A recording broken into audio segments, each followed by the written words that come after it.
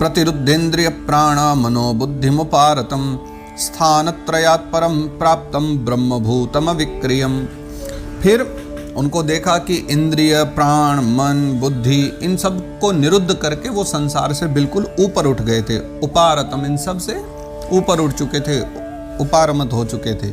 और स्थानत्रयात् परम प्राप्तम, तीनों स्थानों से परे वो प्राप्त हो चुके थे। वो तीन स्थान कौन से हैं? जागृत स्वप्न सुषुप्ति, यही तीन अवस्थाएं होती है हमारी।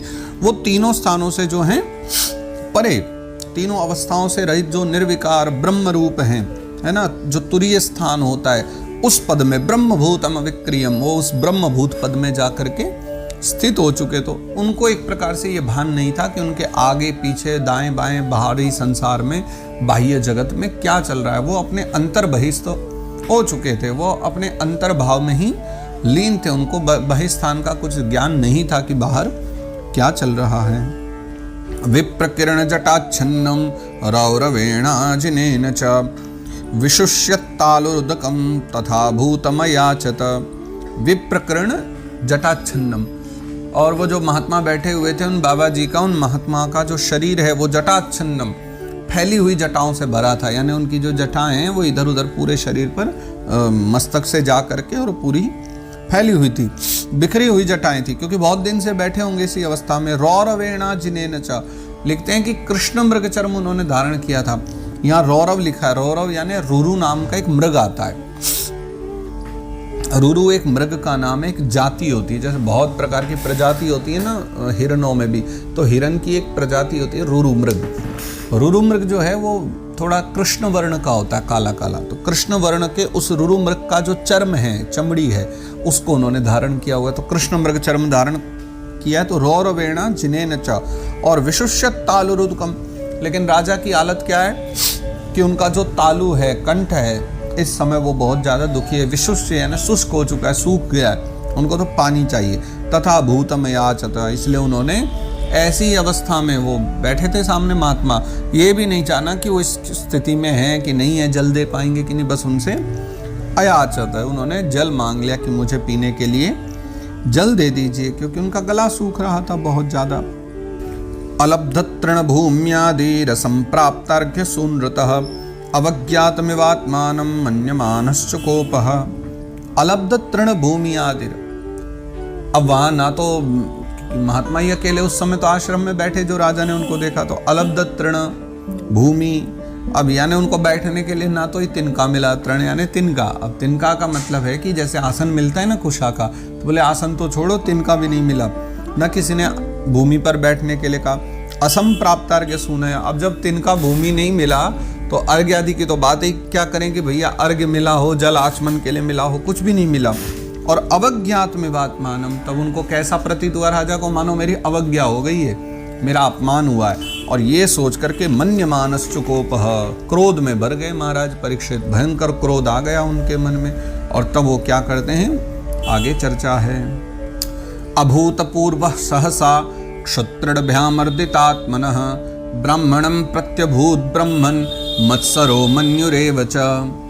अभूतपूर्व सहसा, ये जो हुआ है ना, ये सहसा ही हुआ है, अचानक हुआ है। और अभूतपूर्व यानी पहले कभी ऐसा हुआ ही नहीं था, ये पहली बार ही हो रहा है। कैसा कि उनको क्रोध आ रहा है इस प्रकार किसी महात्मा पर। क्षत्रिभ्यामर्दितात्मनः ब्राह्मणं प्रत्यभूत ब्रह्मन् मत्सरो मन्युरेव च, उनको ब्राह्मण के प्रति ईर्ष्या हो गई उन महात्मा को देख करके। जहाँ पहले महाराज परीक्षित प्रसन्न होते थे, प्रणाम करते थे, आज उन्हें ईर्ष्या हो गई, और ईर्ष्या होने के कारण उनको क्रोध आया। लेकिन ये सब पहली बार हुआ, अभूतपूर्व, इससे पहले ऐसा कभी हुआ ही नहीं था, तो आज ये पहली बार ही हो रहा है। सतु ब्रह्मर्षेरंशे गता सुमुरगम रुषा विनिर्गच्छन् धनुष्कोट्या निधाय पुरमागमत्। और फिर उनको इतना क्रोध आया कि उन्होंने ज़्यादा तो कुछ नहीं किया, बस वहाँ से चलना ही स्वीकार किया और वापस चलने लगे। तो विनिर्गच्छन् धनुष्कोट्या, तो उन्होंने जाते जाते क्या किया कि एक मरा हुआ सांप पड़ा था, और अपने धनुष को लेकर के हाथ में उसके नोक से मरे हुए सर्प को उठाया, और ब्रह्म ऋषि वो जो बैठे हुए थे ना, उनके गले में सर्प को डाल दिया, और निधाय पुरमागमत्, उस समय फिर वहाँ से वो अपने घर को, अपनी राजधानी को वापस चले आए। एष किं निभृता शेष कर्णो मीलिते क्षणः मृषा समाधिराहोश्वित किम नुक्ष्यात् क्षत्र बंधुभिः। दो बातें आई हैं महाराज परीक्षित के मन में। वो सोचते हैं कि इन्होंने आंख बंद करके क्या सोचा होगा महात्मा ने, क्या सच में इन्होंने अपनी इंद्रियों पर विजय पा ली है, इन्होंने चित्त वृत्तियों का निरोध कर लिया है इसलिए इन्होंने आंखें बंद कर ली, या फिर ये यूं सोच रहे हैं कि इन भला राजाओं से, इन विविध प्रकार के भोग आदि में लगे हुए राजाओं से हमारा क्या प्रयोजन है, या फिर इन्होंने ये सोच करके इस प्रकार आंखें बंद कर ली और हमसे हमारा सम्मान नहीं किया, हमें जल आदि के विषय में भी नहीं पूछा। क्या इन्होंने ढोंग तो नहीं रचा है समाधि का? यही बात मन में आई, तभी तो उन्होंने सर्प डाल दिया उन महात्मा के गले में।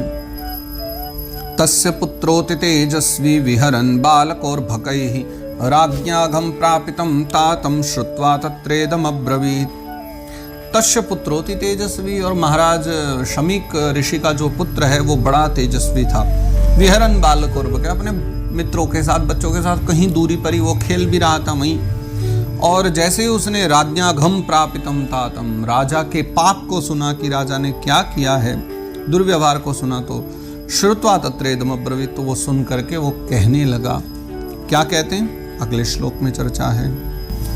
अहो अधर्मः पालानां पीन्नां बलिभुजामिव स्वामिन्यघम यद्दासानां द्वारपानां शुनामिव।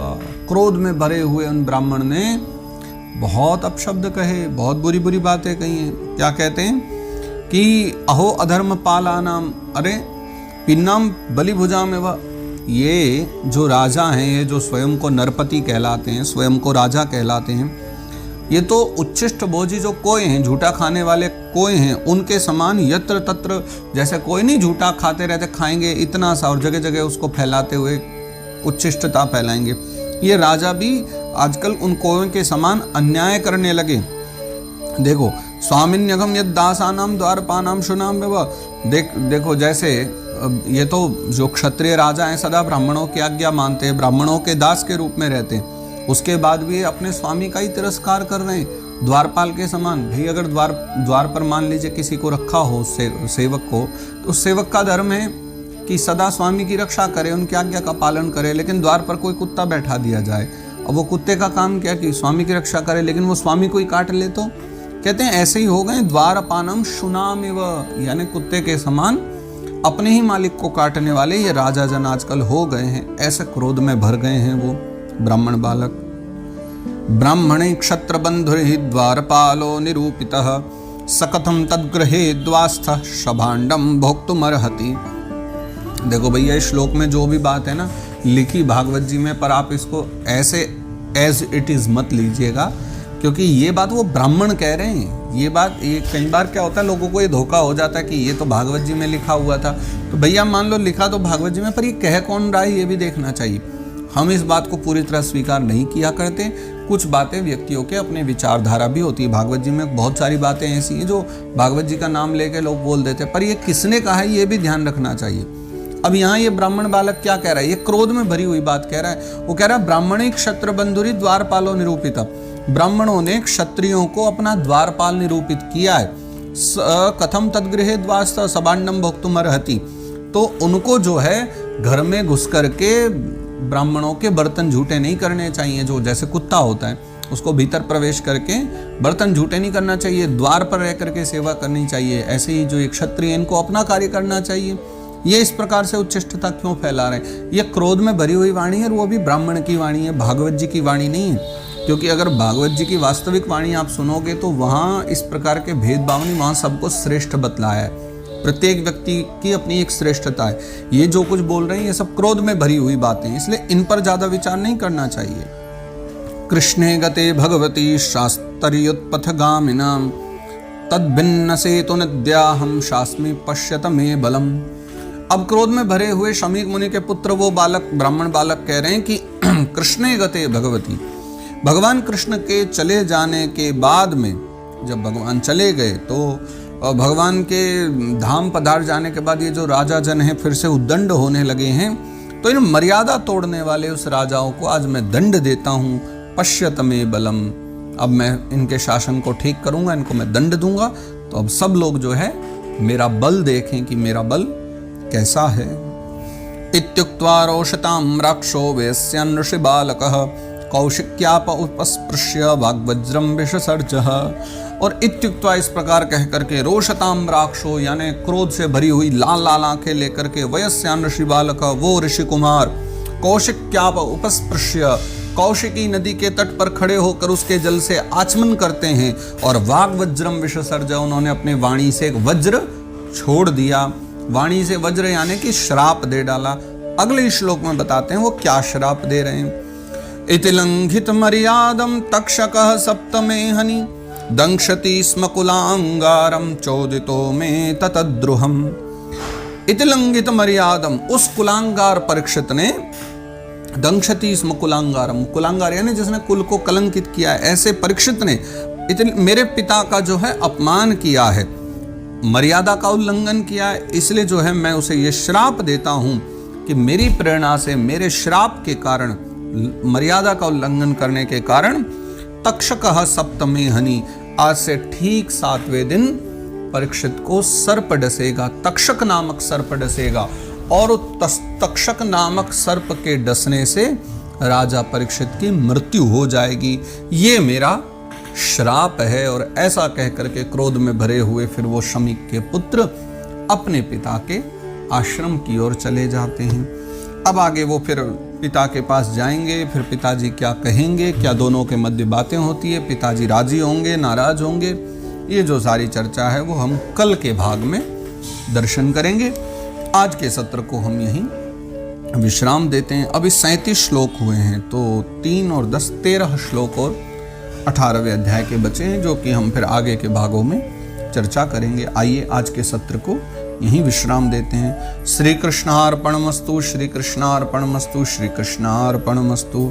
श्री गोवर्धन नाथ की जय।